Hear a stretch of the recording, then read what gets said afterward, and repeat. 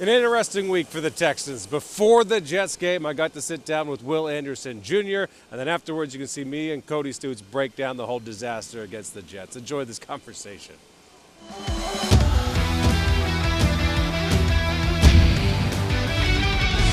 All right, man, we got a lot to talk about real quick, all right? You want to start with football? You want to start with faith? You want to talk about life? You want to talk about the hat you were wearing on Sunday? Let's start with faith first. All right, faith.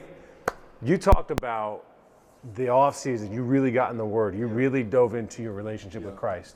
What'd that look like? What was like? Where were you really intentional? Yeah, I think it was just more really just getting in the Word and really just understanding God more and who He really is for myself. Like growing up, you always hear other people talk about Him and their beliefs and stuff like that. So I feel like it was important for me to now that God's given me this opportunity to really build that relationship with Him. And I'm been really proud of myself.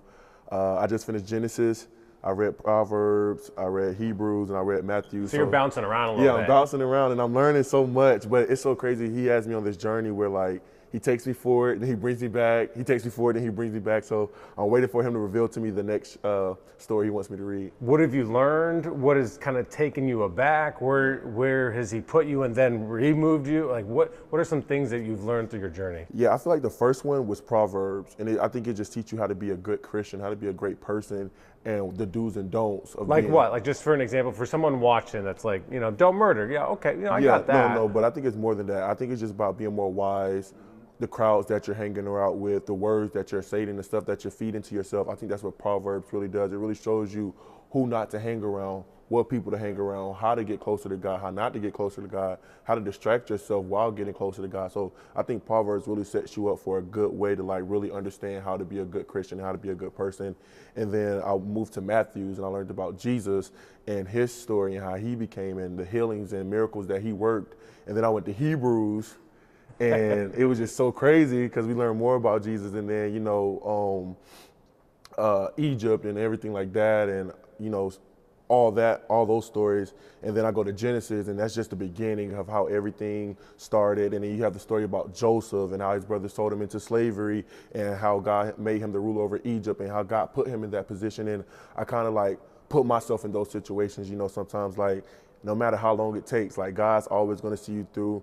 Everything you touch is going to be successful. And I think I try to give those stories around how I'm living today in my life and, my relationship with God and the things that I'm going through. Is there an example you could share of what you've changed in your life specifically? Yeah, I would just say my faith and my patience. Like it's really, I would say more than anything, my patience, especially reading all these stories, and it took them years. Yeah. Years, especially Joseph, I want to say it was like 30 something years. Like it took them years.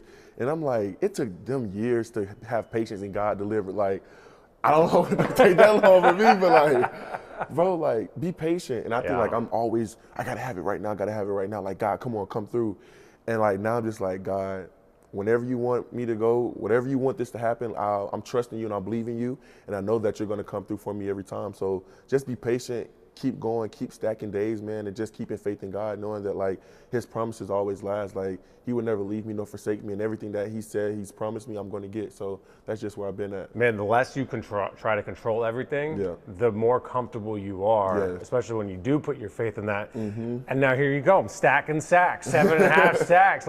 How you feeling about the season so far? I'm feeling great. It just kind of started off a little rough. I went through that. I think that was just another time God was just saying, I need you to trust me. I need you to just put your trust in me and know that I'm going to take care of everything. And, I was down with the injury. I missed kind of all of camp. And here I am now. You know what I'm saying? I was a little frustrated, but I just had to trust and believe that, God had me and He had my back. And I'm excited, man. I'm just keeping this thing rolling. I got to give a big shout out to my D-line, man. Those guys are awesome. The guys so coming in, we didn't know what we were going to get in the middle. right? Some guys, all the guys are new. Tim said, he's bounced around a little bit. I don't know. That dude's been a stud. Yeah. You have gotten a lot of help in the middle. We knew what we were going to get with Daniil. Yeah. You guys up front are the best part of the team by far. Yeah, and I just think it's the way we attack every day. Mm-hmm. We're really loud in our meetings. We have really high energy.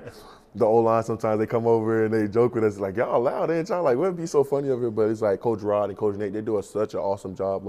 They're big on their faith too, and they let it be known, and they just want that energy to be contagious throughout the room with all different type of personalities, and Tim and Foley and Mario, all of those guys, they're taking advantage of this opportunity, man, and I love playing with those guys and so grateful for them, and they really like came in this system was like, man, we want to be the best in this system. I love talking pass rushing with somebody that knows what they're doing because it's so much more than trying to move a body and just being physical with it. Like, it's a mental game like crazy. So how have you learned the mental game in your second year versus slip move or bull rush? Like, there's a lot that goes into it. I feel like Daniil's helped me out a lot. Like, he keeps telling me it's chess, not checkers. Like, play around with it, like, have fun with it. And I feel like last year, like, I was having fun with it, but I wasn't having as much fun with it as now. Like, I kept taking it too serious, like, getting down on myself. Like, he was like, no, bro, pass rush is an art. It's a thing of beauty. Like, you have to have fun with it. Like, you have to enjoy it. Like, you're going to have, like, 100 rushes, and you're only going to get 1 or 2 sacks. You know what I'm saying? Like, but what are you doing with those rushes? So, like, now, like, every day, I think something that I was self-aware of was, like, last year, I bust my butt in practice, like, all the time. And I think that's something that me and Coach talked about, but I was not detailed in working my moves in practice. Not detailed at all. And I think, like, this year, that's something that I'm really trying to do a better job at, is, like, really working my moves in practice and really being detailed and precise with my hand placement, my stabs, my bulls, my swim moves, like, all of those different type of things, my jab, like, really selling my jab. Like, I think that's the difference from my first year to this year. You have to be real intentional, like, in practice. Someone that got real intentional was Henry To'o. Yeah. That dude has improved immensely. What have you seen from him? Man, I played with Henry twice. Did you play with him at Bama? Yeah, I played with him 2 years. I played with him 2 years, man, and like I enjoy playing with Henry, man. He can command the field, get everybody lined up. He's gonna fly around. He's gonna hit hard. He's gonna hit people, and I think it's just that thing, like just getting comfortable within the system. It was new for him, man, and I never doubted him for 1 minute, and I knew that he was gonna take that next jump and that next leap, man, because he cares so much about it. He's passionate, and he just wants to be the best version of himself. How do we get this team firing on all cylinders? Like, you guys are 6-2, and all 3 phases of the game have not played the best that they can in a game yet. Like, how do we get the offense? Do you ever talk to the offensive line? Like, hey, this is what I see from the defensive side of the ball? Yeah. Sometimes I try to stay in my own lane. You know what I'm saying? Like, those guys are big vets, money, like they know their jobs and what to do and stuff like that. And we talk here and there with games and stuff like that. But I never want to be the person to go over and say, you know what I'm saying? Like, I get that. You know, but I think everybody has to do a better job of executing. You know what I'm saying? That's been the key word from the beginning of the season to now, like execution. And we talked about leaving no doubt. And I said, I'm going to take it a little further. When it means leave no doubt, it means we just have to execute better. That's how we'll leave no doubt. And I feel like we just have to do a better job of playing complementary football. Like, it just can't be offense on one day, defense off, and defense on, offense off. Like, we have to find a way to stop letting teams have hope and giving them hope and finish them off. Let's stomp them out. Yeah. Have you ever seen a quarterback go like this? Never. Bro, Never. So did you notice it? I didn't notice it until after the game, and I seen the interview, and he said it. What goes through your mind when he does that? Anthony Richardson taps his head, needs to come out, and then after the game says, like, I was just tired. Hey, I think it's just a testament to defense, man. Yeah. And how we were pressuring them and how we had them running around.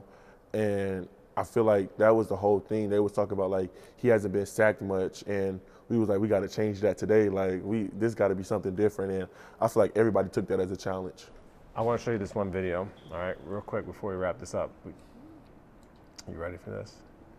Tell me if you recognize who this is, first of all. All right. You should be able to, but you know how this goes. So this is, back in the day, A-Rod playing, and that's the wrong clip. Hold on. Here we go. All right, here we go. Aaron Rodgers with the Packers. Mm-hmm. Look at your boy. So D'Amico Ryans on the blitz, takes down Aaron Rodgers. Break it down. What do you see? He's the same exact guy. High energy, flying around. And I feel like when he coaches, he coach how he plays, like with that same tenacity, with that same energy, everything. Like, he wish he can be out there again, and just not seeing this and see how he move, it makes way more sense now. What about his celebration? It could have been better. I'm not gonna lie. And I'm the last person that should be talking about celebrations. Hey, look, I'm actually gonna joke with him about this too when I see him. Just a kick. All right. Well, we appreciate you coming on, man. Thank you. I appreciate you.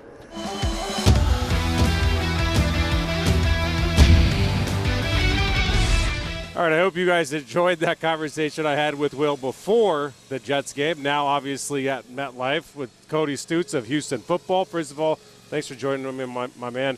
So we just walked out of the D'Amico Ryans post-game presser and the C.J. Stroud presser. C.J., he was as dejected as I've seen. He called it embarrassing. D'Amico Ryans was as ticked off as I've ever seen him.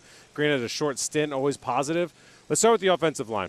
He talked as real about this offensive line as I've ever seen. It's always been positive. They're going to figure it out. They're good. I have faith in them. Tonight it was like, it ain't good enough. We can't pass protect like this. What do you see going forward? Like, how do you fix the inability to pass pro? They have got to just trust the guys that are out there. There's no more swapping more swapping and changing, Will. You're right. What are they going to do? You can't go bench Laramie Tunsil or Titus Howard and play Blake Fisher. That's not going to fix everything. Kendrick Green jumping in didn't fix everything. I mean, he was good for a drive. They went and scored, and then he was doing the same things that Kenyon Green was doing out there. So it's up to those guys. And Titus Howard said after in the locker room, he said, we didn't even see a lot of the stuff we've been seeing that they've had success against us. He goes, we have to go out there and just be individually better. We have to win one-on-one.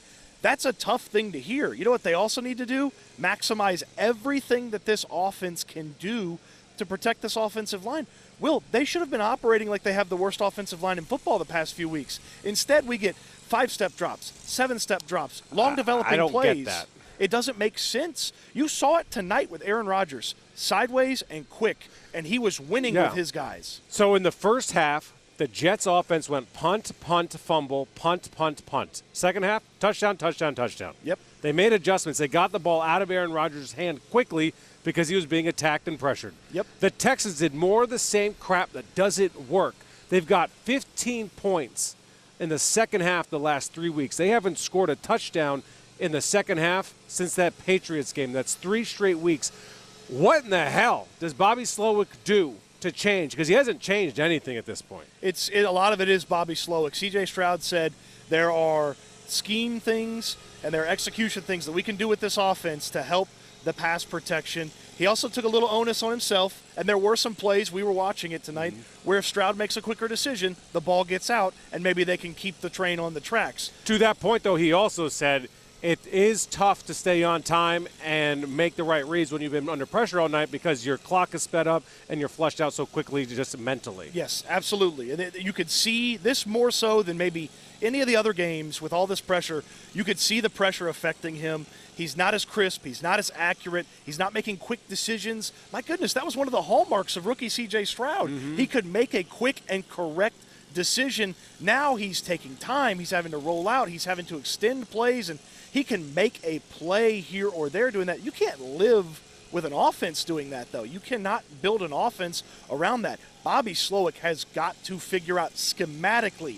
how they can work around this offensive line that cannot pass block. And, oh, by the way, they didn't run block very well in the second half either.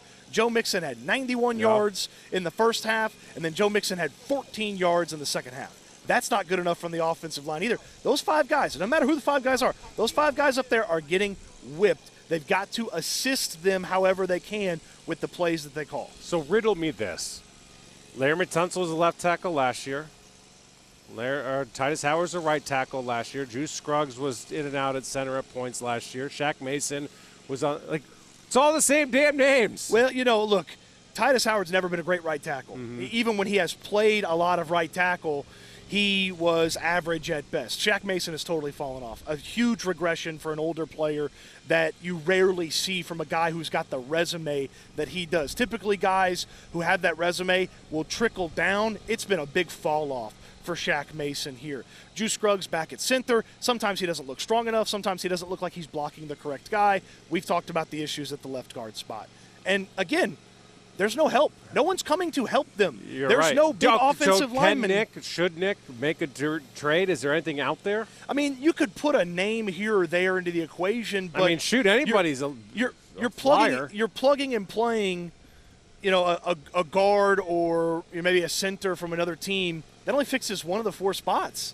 If that guy plays a little bit better than Juice Scruggs or a little bit better than the Greens at left guard, you've still got Laramie Tunsil getting blown by some guy I've never heard of for a sack, and the guy just beats him around the edge. You've still got Titus Howard not holding a block long enough. You've still got Shaq Mason just sometimes totally whiffing on players. So a trade doesn't solve a whole lot on this offensive line. Plus, teams don't trade good offensive linemen. Yeah. They typically think those guys are going to bounce back, and they let them hang around the organization. So do you explore it? Do you try? I guess, but one guy doesn't make 5 guys better. I was hoping my Christmas light theory was going to have some legs. Hey, you take Kenyon Green out of here, you put Kendrick Green in here. That's the bulb that's not working on the string of Christmas lights. And then the first drive, it looked pretty good. And then you found out that the fuse is blown, the fuse box is blown, the wires have been chewed through by some squirrels, and you're like, okay, now the Christmas lights aren't working at all. What is going on? Second down, inside the red zone, we run a wildcat halfback pass. What in the hell is that call? That's no sweep with an option to run, no misdirection, no trickeration to get guys out of position. C.J. Stroud fade route. You put Joe Mixon in a really tough position right there because it's not his job to figure out what happens in that play. It's your job to call a better play. D'Amico Ryans' explanation for it, I didn't like that. He said, hey, if this is a trick play and it worked, everybody been saying it's good. No, we wouldn't. Just because you pull it from half court, middle of the game, doesn't mean it's a good shot if it goes in. The process that leads you to that was bad. That is not a winning play that you can run in the red zone on 2nd down and 7. That's what I don't get. That puts you into after marching down the field. Yes, that puts you into 3rd and 7, and then what happens? So we know what happens: pressure, sack. That is a boneheaded call. If you want to tell me Joe Mixon's so good on 2nd and 7, hand it to Joe Mixon. You can run the ball with Joe Mixon. You don't have to give him some pass option. Or how about maybe run a play where he doesn't only have to throw it to the quarterback on a fade route. I hate fade routes in general. Yes. Let alone to the quarterback. Fade routes are bad when you have great wide receivers. Fade routes to the quarterback from the running back, awful. How do you're going forward? And you can make it about one play. That's bad. But hold on. There's been bad offensive play calling process all season long. There has been. You were griping about it throughout the game. It is a symptom of something that is even more wrong with this execution of this offense. And Bobby Slowick last year, when he had some bad games, I think about the Carolina game on the road, what'd they do? They came out next week against Tampa, bootstraps were pulled all the way up, and the passing attack was flying. He doesn't have the answers, or he's taking the wrong test every week. I don't know, but Bobby Slowick hadn't fixed stuff that's been wrong for weeks, stuff that's been wrong this entire season. It is on. He is the top offensive mind in the building. He has got to figure some things out. And if he can't figure it out, then he's got to explain why those players aren't good enough to figure it out or why he's not good enough to figure it out. This team is in first place. They have a +1 point differential.